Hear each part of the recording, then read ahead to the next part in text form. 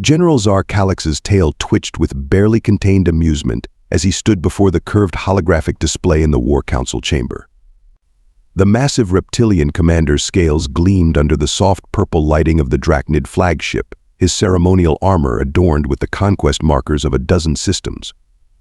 Behind him, 8 of his most trusted advisors watched with predatory grins as footage of Earth's military exercises played across the screen. And these, he gestured with a clawed hand, his voice dripping with condescension, are what the humans call their advanced weapon systems.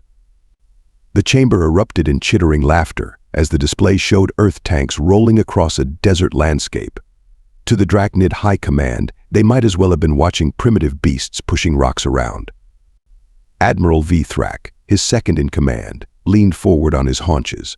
They still use combustion engines? How quaint his forked tongue flicked out between his words, tasting the air as if searching for the scent of weakness.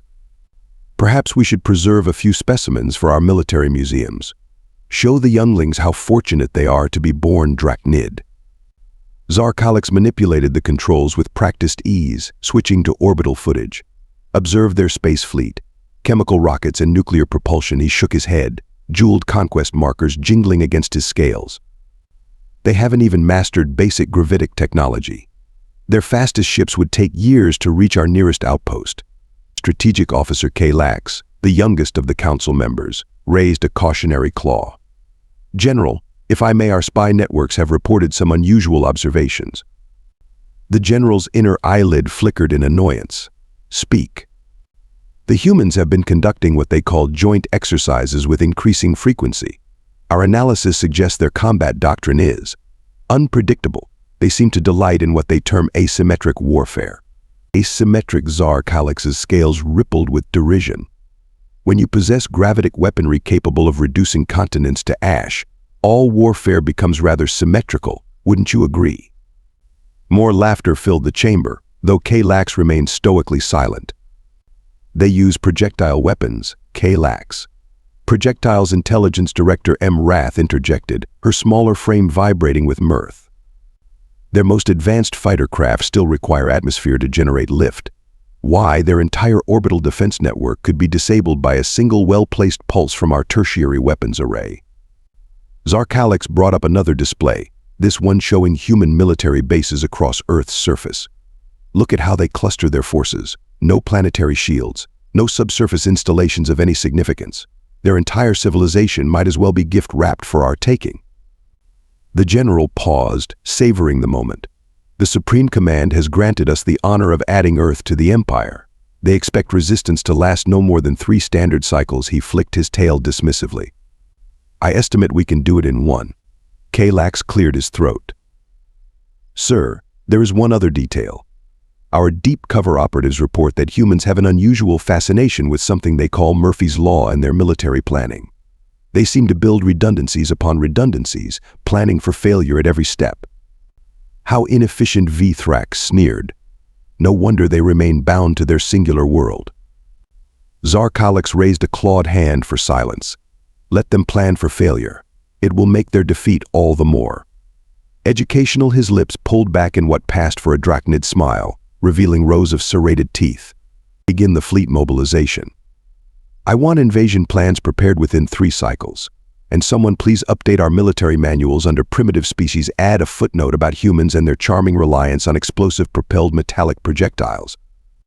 As the War Council chamber emptied, Lax lingered behind, studying the footage of Earth's forces with untroubled expression. Something about the humans' apparent technological backwardness didn't sit right with him. But surely the general knew best. After all, what threat could a species that hadn't even mastered gravity manipulation pose to the mighty Drachnid Empire? The answer to that question would come far sooner and far more explosively than any of them could have imagined. Commander Alexei Chen stood in the cavernous reception hall of the Drachnid Imperial Palace, wondering if the architects had deliberately designed it to make other species feel small. The ceiling towered 30 meters overhead, carved from something that looked like obsidian, but pulsed with veins of purple light. The effect was both beautiful and deeply unsettling, rather like the Drachnids themselves. As I was saying, Chen continued, maintaining perfect diplomatic composure despite the growing urge to bang her head against the nearest wall. Earth is eager to establish peaceful relations with the Drachnid Empire. However, we must insist that any relationship be founded on mutual respect and recognition of sovereign territory. General Zar Kalex lounged on his command throne, idly examining his claws. Respect, he drawled, is earned through strength. Your species has yet to demonstrate any. Chen's diplomatic tablet chirped with an urgent message. She glanced down, keeping one eye on the assembled Drachnid officials. The text made her blood run cold. Drachnid warships had just dropped out of FTL at the edge of the Sol system. Interesting timing, General, she said, her voice sharp enough to cut diamond. I assume the fleet approaching Earth is bringing friendship bracelets. The assembled Drachnids didn't even try to hide their amusement. Vthrak, standing at his general's right hand, actually wiped a tear from his reptilian eye. The human attempts humor. How delightful. This isn't humor, Admiral Chen's voice carried across the hall with steel undertones. This is your one warning. Withdraw your fleet. Or what? Zar Kalex leaned forward, suddenly interested. You'll shoot chemical rockets at us? Perhaps throw stones? The massive view screen behind the general's throne lit up, showing a real-time feed of the Drachnid advance fleet approaching Earth. 20 warships, each larger than anything humanity had ever built, moved in perfect formation. Your species doesn't even have proper energy shielding, Wrath observed from her position among the advisory council. Surely you understand the futility of resistance. Chen smiled. It wasn't a nice smile. What we understand, Director, is Murphy's Law. Anything that can go wrong will go wrong. It's why we plan for every contingency. Yes, your charming primitive superstitions. Zar Kalex waved a dismissive hand. I'm afraid this audience is over. Guards, escort our guest to the diplomatic detention center. We wouldn't want her to miss watching her world's submission to the Empire.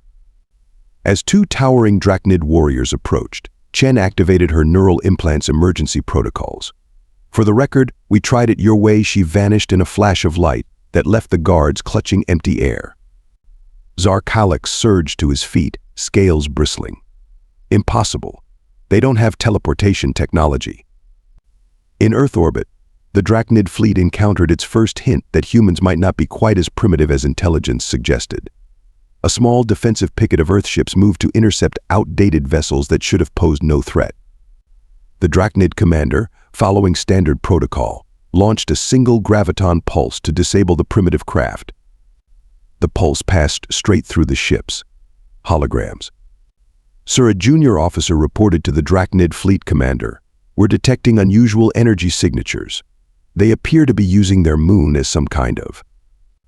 The officer never finished his sentence. A massive railgun array, hidden in one of the moon's larger craters, opened fire. Hypersonic tungsten rods, each 20 meters long and accelerated to a significant fraction of light speed, streaked across space. The Drachnid ship's energy shields, calibrated to stop energy weapons and conventional missiles, struggled to cope with the sheer kinetic energy. 3 ships erupted in spectacular fireballs before the fleet could adjust their shield frequencies. The remaining vessels hastily retreated to a safer distance, their commanders suddenly less certain about the primitive nature of their opponent. Back in the Imperial Palace, Chen's final words echoed through quantum comms to every Drachnid command screen. Next time, try asking nicely. Zar Kalex's tail lashed in fury as damage reports scrolled across his displays. The humans had bloodied their nose, a feat no primitive species had managed in centuries. But now they would learn why the Drachnid Empire spanned 17 systems. Now they would face the full might of a truly advanced civilization. If only he'd known that the humans were just getting started. Deep beneath the Rocky Mountains, in a chamber that officially didn't exist, General Marcus Rivera fought the urge to grin as he watched the Drachnid fleet's hasty retreat on the holographic display. Around the obsidian conference table, Earth's top military commanders maintained their poker faces, all except Lieutenant Raj Patel, who was practically bouncing in his seat.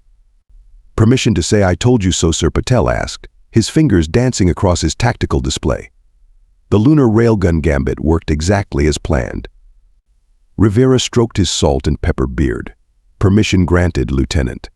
Though I suspect our scaly friends are about to make this much more interesting." He turned to Commander Chen, who had materialized in her designated seat moments after her dramatic exit from the Drachnid Palace. "Excellent performance, by the way. Did they buy it? Hook, line, and sinker, Chen replied, adjusting her uniform. Their facial expressions when I teleported were priceless. The holographic projector tech we leaked to their spies is paying dividends. They think that's the pinnacle of our achievement. Admiral Wong, head of the Space Force, cleared her throat. Speaking of achievements, the Drachnids just issued a system-wide broadcast. They're demanding our immediate surrender and promising to reduce only 3 continents to ash instead of all of them, if we comply. She paused. They seem quite put out about losing those ships. Perfect Rivera stood, activating the chamber's main strategic display. A 3-dimensional map of Earth and its surrounding space blossomed to life, dotted with thousands of points of light, representing both real and holographic military assets. Time to initiate Operation Thunderclap. Admiral Wong, status of the Ghost Fleet.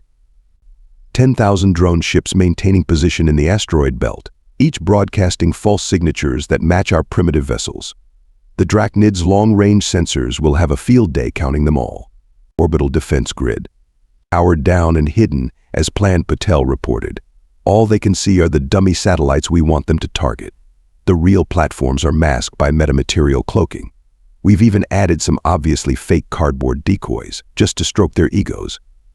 Rivera nodded to General Martinez, commander of Earth's ground forces. Ground theater. Martinez's weathered face broke into a predatory smile. We've evacuated all major military installations, leaving behind convincing holograms and minimal forces. The Drachnid spy satellites are happily recording our desperate preparations. Meanwhile, our actual forces are deployed in the last place they'd look, right under their noses. And the piece de resistance. Rivera turned to Dr. Zhao, head of research and development. The scientist adjusted her glasses with an uncharacteristically mischievous expression. The quantum entanglement network is online but dormant. As far as their scans can tell, we're still relying on primitive radio communications. The gravity manipulation countermeasures are ready, and Project Pandora, she checked her tablet, is at 98% completion. Excellent. Rivera faced the assembled command staff. The Drachnids think they've caught us with our pants down. Their spies have fed them exactly what we wanted them to see, a primitive species desperately trying to hide its technological inferiority behind smoke and mirrors. They're expecting us to fight like it's the 21st century. He gestured to the tactical display, where the Drachnid fleet was regrouping at the edge of the solar system. Instead, they're about to learn why humans have a saying: the most dangerous weapon is the one you don't know exists. Patel raised his hand. Sir, incoming transmission from the Drachnid command ship. General Zarkalix is demanding to speak with Earth's military leadership. Put him through. Rivera smoothed his expression into one of barely concealed fear as the reptilian general's image appeared above the table. General Zarkalix, to what do we owe the pleasure? This is your final opportunity to surrender with dignity. Zarkalix snarled. We've detected your pitiful attempt to gather a defensive fleet. Our reinforcements will arrive within 12 hours. After that, we will demonstrate what real military power looks like. Rivera allowed his voice to waver slightly. Perhaps we could negotiate. The time for negotiations has passed. Prepare for the transmission cut off as planned, making it seem like Earth's primitive communication systems had failed. As soon as the line went dead, Rivera's mask of fear vanished. Status of the Drachnid reinforcement fleet. Right where we want them, Chen reported. They're following the exact approach vector our leaked defense plans suggested would be our weakest point. They've taken our bait so completely, they're practically begging to be punched in the face. Outstanding. Rivera sat back down, allowing himself that grin he'd been holding back. Ladies and gentlemen, in 12 hours we're going to teach the Drachnid Empire why you should never judge a species by its cover story. Let's get to work. As the command staff dispersed to their stations, Patel couldn't resist one final comment. You know what they say about karma, sir. Rivera's grin widened. Indeed, Lieutenant.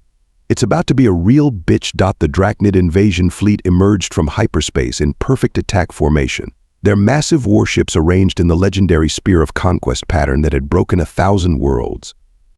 General Zarkalix stood on his command deck, watching with smug satisfaction as tactical displays showed Earth's pathetic defensive fleet scrambling to respond. Look at them panic, he purred to Admiral Vithrak. Their ships move like drugged prey, scattered and disorganized.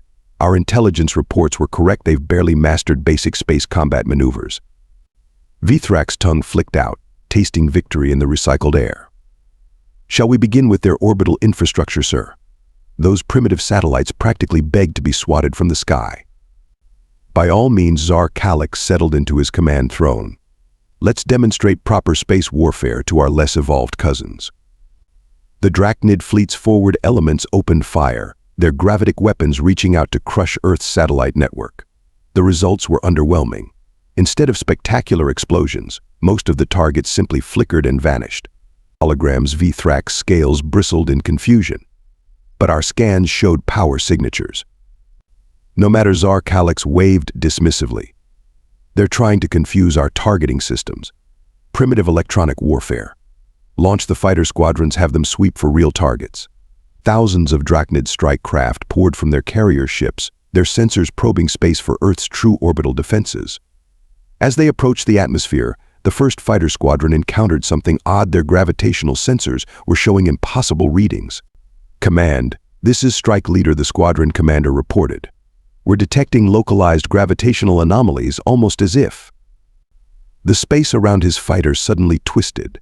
Where there had been empty void, massive orbital defense platforms shimmered into existence, their metamaterial cloaking falling away like liquid shadow.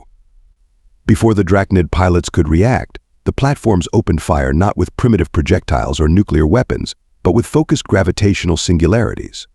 Fighters crumpled like paper toys, crushed into quantum-scale fragments by artificial black holes that winked out of existence microseconds after forming. The surviving pilots broke formation in panic, only to fly straight into walls of hyper-accelerated tungsten flechettes fired from rail platforms hidden in Earth's thermosphere. On the command ship's bridge, alarms screamed as sensor data flooded in. Impossible, Vithrak hissed.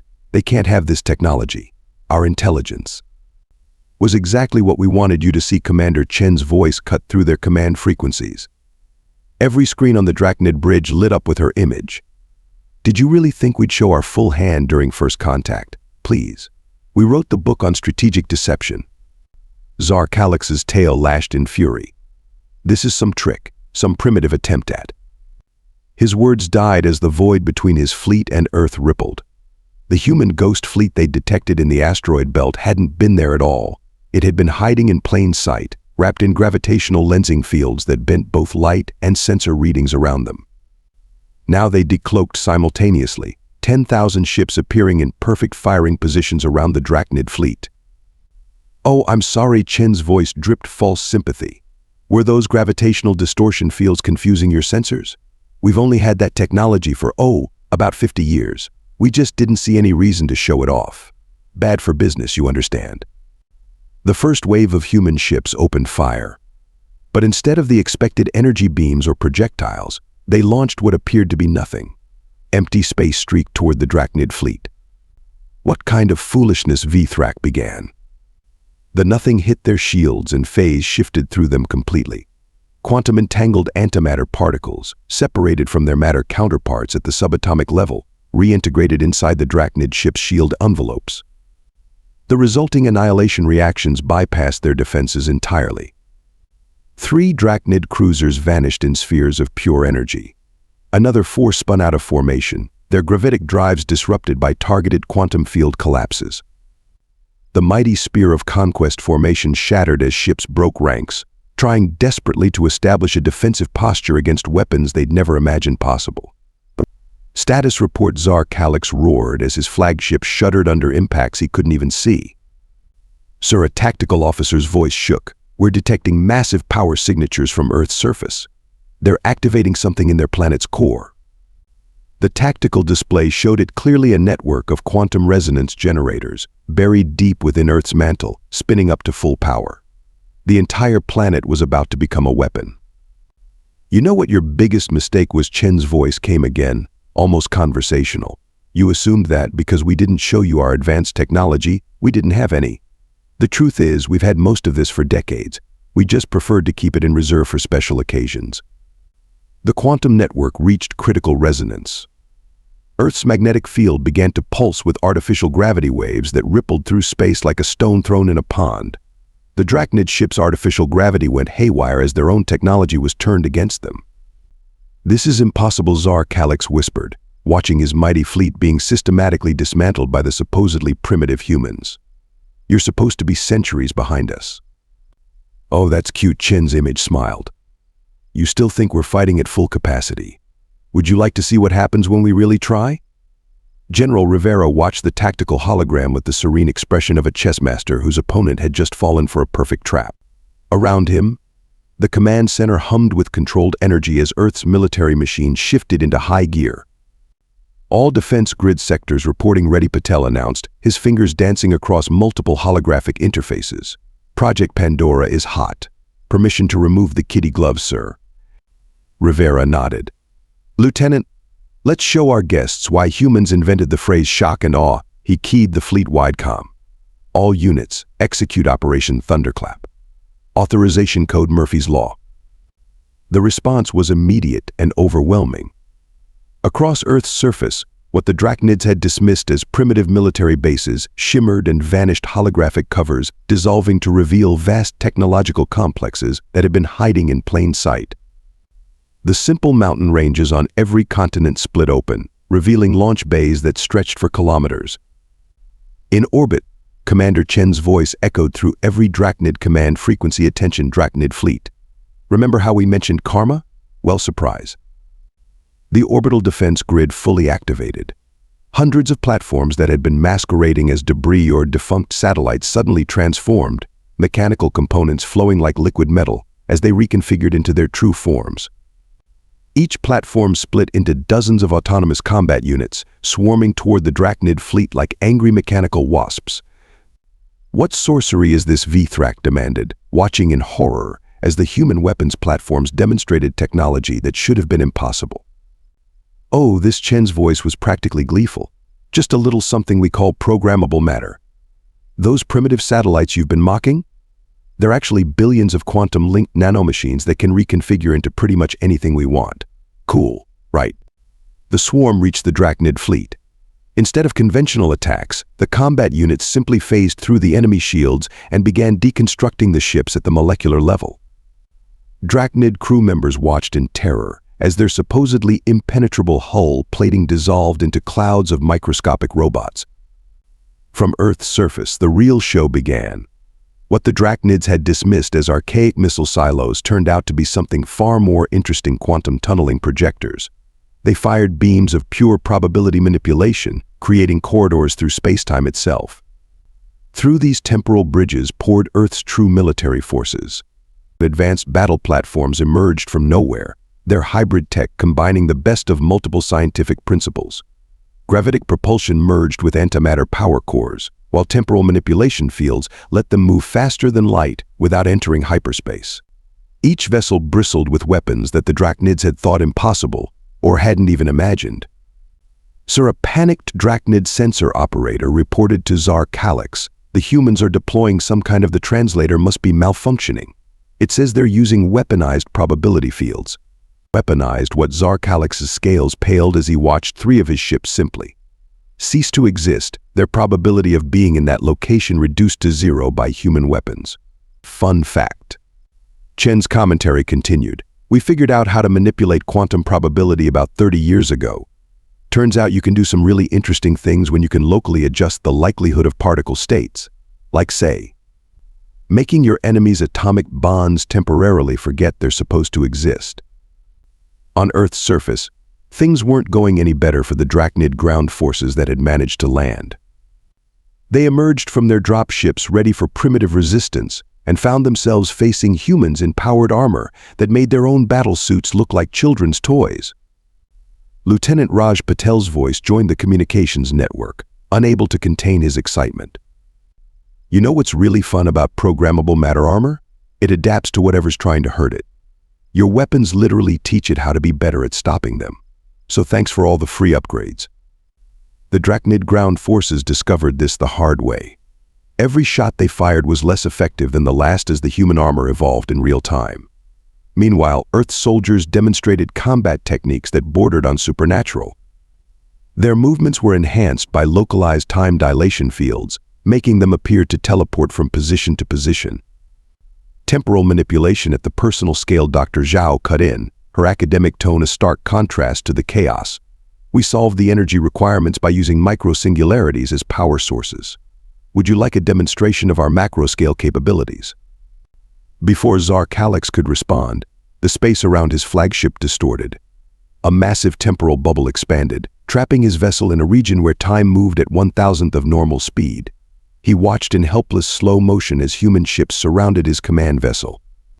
From the Rocky Mountain Command Center, Rivera allowed himself a small chuckle. Dr. Zhao, would you care to explain to our guests why picking a fight with humans was a particularly poor decision? Gladly, the scientist's voice carried to every Drachnid comm system. You see, humanity has a rather unique trait. We're absolutely terrible at accepting limitations. When someone says something is impossible, we take it as a personal challenge. We've had most of this technology for decades. We just didn't see any reason to show it off. Why reveal your capabilities when you can let potential adversaries underestimate you? The Drachnid fleet was in complete disarray. Their formations had collapsed, their advanced weapons were being turned against them by human probability manipulation, and their supposedly superior technology was being systematically deconstructed by swarms of nanomachines that shouldn't have been possible.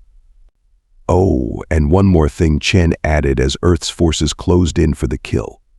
Remember how you laughed at our primitive projectile weapons? We kept those around because sometimes you just can't beat the classics. On cue, the lunar railgun arrays fired again. But this time, instead of simple tungsten rods, they launched what appeared to be small black spheres. As they approached the Drachnid fleet, each sphere split into thousands of smaller projectiles, each one containing a microscopic quantum singularity program to detonate on impact. The result was spectacular. Drachnid ships didn't just explode, they were carved into geometric patterns by gravitational forces that bent space itself into impossible shapes. The few vessels that survived found their hyperspace drives completely useless. The humans had seeded the entire solar system with quantum entanglement fields that made faster-than-light travel suicide. So, Rivera's calm voice cut through the chaos of battle. Would anyone like to discuss surrender terms? Or should we demonstrate some of our actually advanced technology?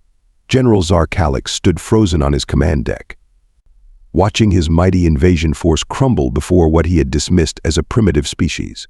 His tail hung limp, all pretense of superiority shattered as Earth's forces systematically dismantled everything he had believed about military superiority.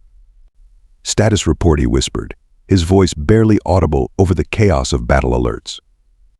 Admiral V. Thrax's scales had lost their lustrous sheen, now a pale gray of shock. We've lost contact with 60% of the fleet. The humans they're herding our remaining ships into some kind of temporal corridor. Those that resist are being. He swallowed hard, probability shifted out of existence. The tactical display showed the true extent of their catastrophic miscalculation. Earth's forces moved with impossible precision, their formations shifting like liquid mercury between attack patterns that shouldn't have been possible. Every counterattack the Drachnids launched was met with technology that seemed specifically designed to neutralize it. You know what's really interesting about human military doctrine? Commander Chen's voice cut through their command frequencies again. We have this concept called overwhelming force. It's not just about having better weapons, it's about making sure your enemy knows they've made a terrible, terrible mistake. As if to emphasize her point, a new wave of Earth vessels emerged from quantum tunnels. These ships were different, sleeker, darker, somehow wrong in a way that made Drachnid sensors refuse to acknowledge their existence. Oh, these, Chen continued, noting their confusion. Special Projects Division. They technically don't exist in normal spacetime.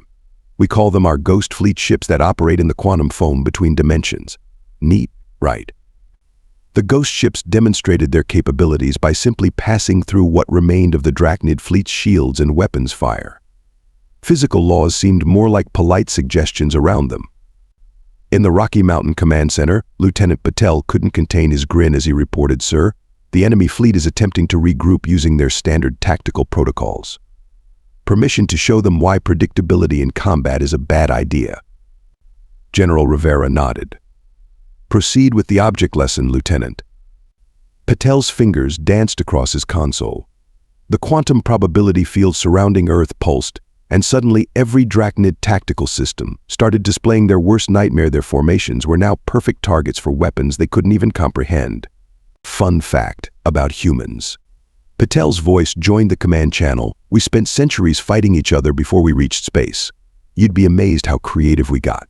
For instance, did you know we once considered making nuclear weapons that would create localized tears in space-time?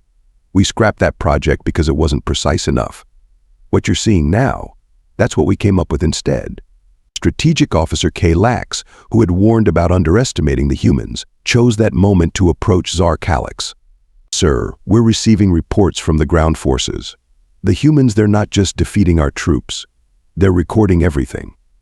Broadcasting our failures across every frequency our empire uses. Psychological warfare. Dr. Zhao's academic tone cut in. Another human specialty. Right now, every Drachnid colony world is watching their invincible military being systematically taken apart by the species they call primitive.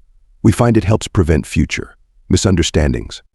Tsar Calix watched as another wave of his ships vanished, their matter converted into exotic particles by weapons that shouldn't exist.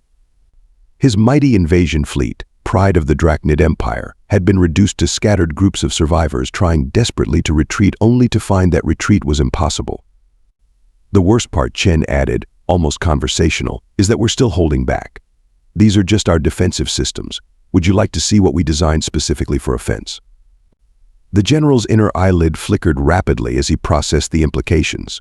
They had walked into this trap thinking they were the superior force, never questioning why a species capable of detecting their spies hadn't bothered to stop them.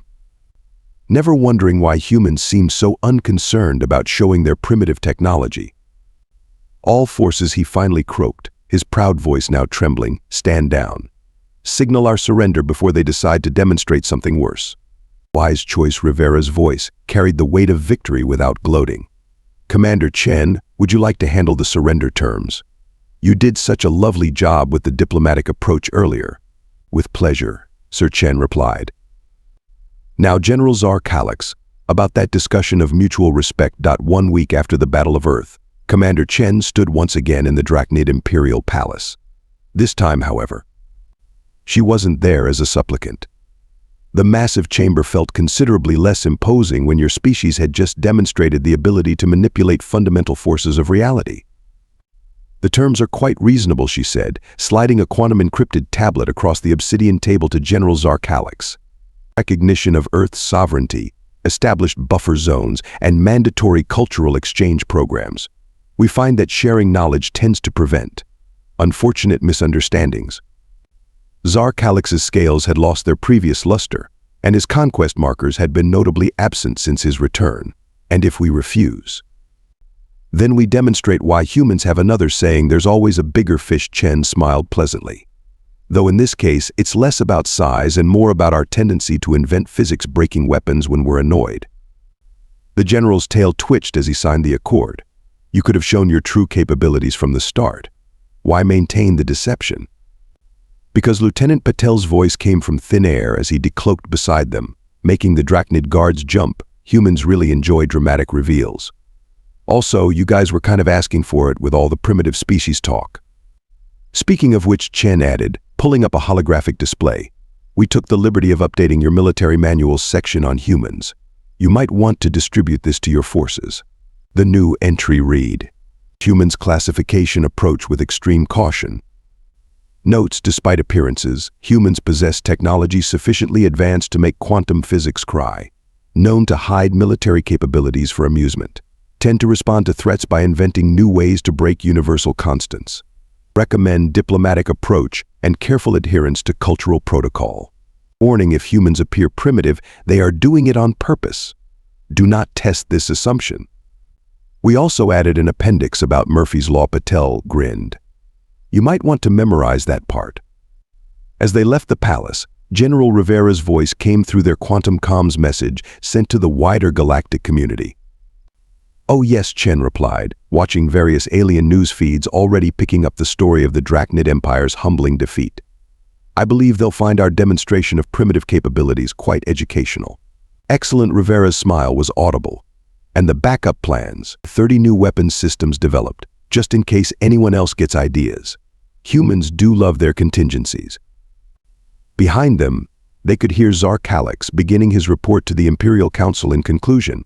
I recommend we update our definition of primitive to exclude any species that seem suspiciously okay with being called primitive.